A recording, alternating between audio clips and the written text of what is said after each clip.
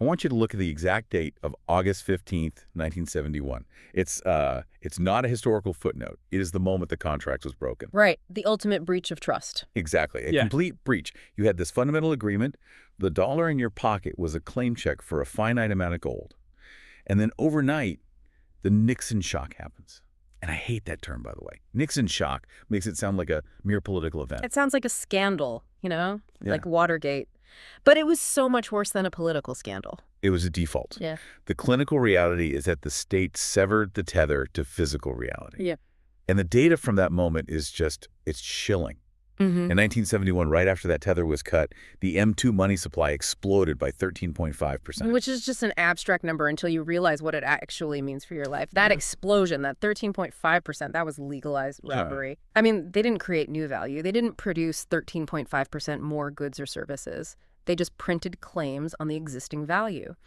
And that was the exact moment the American dream began to erode, because the state broke its singular promise that the dollar was as good as gold. And the consequence of that M2 explosion wasn't delayed for long. You trace the data forward just 3 years to 1974, and you hit what we objectively classify as murderous inflation. CPI spiked to 11%. Murderous is the right word. It kills savings. It kills futures.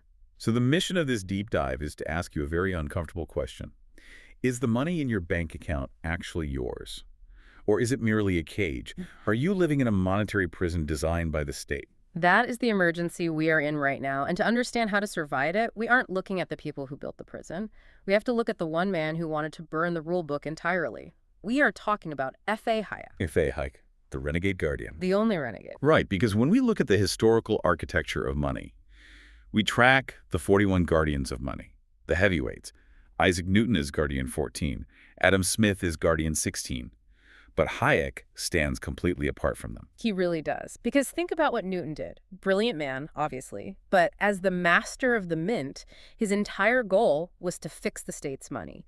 He wanted to standardize the weight, standardize the fineness. He was working for the crown. Optimizing the monopoly. Exactly. And even Adam Smith, who gave us free markets, he still believed that money fundamentally had to operate within a state framework. The state issues it, the market uses it. But Hayek deviated from that entirely. He was the only guardian to look at the system and completely reject the state's role. Total rejection. In his 1976 work, Denationalization of Money, he made a diagnosis that terrified the establishment. He identified the government monopoly on money as the actual root of all monetary evil. The root of all monetary evil. It's a massive claim. But it's true. He understood that governments simply cannot resist the temptation to print money. Why? Because they don't have to earn it. When a politician needs to fund a war or a massive program, taxing you directly makes you angry. But printing the money, that's silent. It plunders your purchasing power behind your back. It's an invisible extraction. But clinically speaking, Hayek didn't just advocate for a return to the gold standard to fix this, did he? No, and this is where people misunderstand him. Hayek actually called gold a wobbly anchor. A wobbly anchor. Because it requires the state to manage it. Right. If the state holds the gold, the state can just change the rules again, just like they did in 71. So Hayek's solution wasn't a rock. It was private currency competition. Let anyone issue money and let the market choose the best one. This brings us to a crucial dichotomy. To understand how this competition actually works, we have to define two completely different operating systems for society. KOS-MOS versus taxes. This is where the philosophy meets your financial survival. Exactly. So let's look at taxes first. Taxes is made order. It's top-down design. Newton's mint is taxes. The Federal Reserve is taxes. The state commands the supply, and the citizen is forced to obey. It's a system built on coercion. But KOS-MOS is spontaneous order. It's bottom-up. Order emerges naturally just from individuals following rules, not commands. Yeah. A language is KOS-MOS. The free market is KOS-MOS. And for decades, a KOS-MOS form of money was just a theory. Hayek dreamed of it, but it didn't exist. Until Bitcoin. Bitcoin is the technological completion of KOS-MOS. It is money without an issuer. I want to dig into the cold mechanics of that because it isn't magic. It's a mathematical proof. The rules of conduct that create this spontaneous order are bound by a specific formula. It is hash block header plus nonce target. I know that sounds like a foreign language to some of you listening, but it is the most beautiful equation in the world. It's the replacement for the king's decree. Instead of a central banker deciding who gets the money, a decentralized network of computers solves a cryptographic puzzle. Exactly. That proof of work, that guessing game, requires real physical energy. You can't cheat it. You can't bribe it. And the genius of the system is the difficulty adjustment. The feedback loop. Right. In a taxes system, central bankers meet in a room, look at lagging data, and try to guess what interest rates should be. They suffer from the knowledge problem. They have this immense hubris. They think 12 people in a boardroom can know everything about a global economy, but they can't. They absolutely can't. But Bitcoin's difficulty adjustment mechanism maintains equilibrium automatically.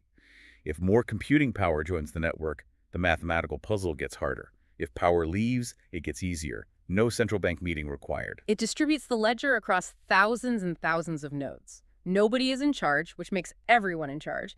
It's the ultimate information mechanism. Which brings us to the raw data of today, the death of the global reserve illusion.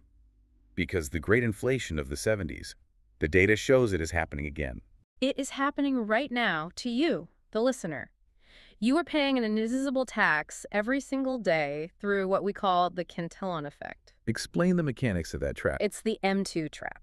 When the state prints money, it doesn't just magically appear in everyone's wallet at the same time. The people closest to the printer, the massive banks, the government contractors, they get to spend that new money first, before prices go up. They extract the value. Exactly. By the time that money trickles down to your paycheck, the prices at the grocery store have already skyrocketed. They win and you lose. It's a systemic siphoning of your life's labor. We have the VECM models to prove this. The vector error correction model provides cold, clinical proof that Bitcoin is absorbing this fiat liquidity. When you map global M2 against the price of Bitcoin, you see a correlation coefficient between 0.88 and 0.94. Which is an incredibly tight correlation. It's near perfect. They exist in a long-run equilibrium. But the vital data point is the lag. The price of Bitcoin reflects these liquidity changes approximately 70 to 82 days later. That 70 to 82-day window is everything. It shows that Bitcoin isn't just a speculative asset, it is a private meter. It is literally checking the state's corruption in real time. When the state prints, the meter responds. And people are realizing this. The market is adapting. We are tracking what we call HODL waves. And the August 2024 data is staggering. 74% of the entire Bitcoin supply has not moved in over a year. Think about the psychology of that, 74%. That is voluntary loyalty on a massive scale. It's a fortress. It's a civil protest. Unlike gold, which the government can physical seize and has seized in the past, or fiat currency in your bank account, which they can just freeze with a keystroke. Which we've seen happen globally. Constantly. But this is a fortress built on silence and math. You memorize 12 words, and your wealth is completely out of the state's reach. And the resilience of the 74% cohort is empirical. In 2024, we saw a massive drawdown, a 21% drop in the market. And they didn't flinch. They didn't sell. Not a single panic move from that core. That proves they do not view this asset as a casino chip. They view it as a store of value. They view it as an escape route. Hayek warned us. He warned us that foreign exchange controls limiting where you can move your money are a tool of tyranny. They lock you in the burning building so they can steal your purchasing power. But the 74% have opted out. Yes. They have achieved actual individual freedom from the state. They built the escape route Hayek dreamed of. Which brings us to the bridge point of this entire analysis. I want to ask you, the person listening to this right now, are you living in a monetary prison designed by the state? Is your bank account merely the cage? It's a terrifying reality to confront, but you have to confront it. You look at the Lindy effect on this network. The Lindy Score is approaching 99%. This was an idea birthed by Hayek in 1976. It was born as executable code in 2009. We are now heading into 2026. This isn't a tech fad. It is monetary evolution. Please, listen to what this means for your future. The taxi system. The top-down command and control economy. It relies on infinite printing. They can never stop. Owning denationalized assets is literally your only defense against that machine. The data leaves no room for ambiguity. In an era of infinite printing, the only defense is a verifiable, scarce asset. Holding 0% Bitcoin is the most dangerous gamble in human history. You are risking everything by doing nothing. And consider this as we close. If the state ultimately loses its monopoly on the creation of money, it loses its ability to endlessly fund the wars that inflation pays for. The end of state money might just be the beginning of an entirely different kind of global peace.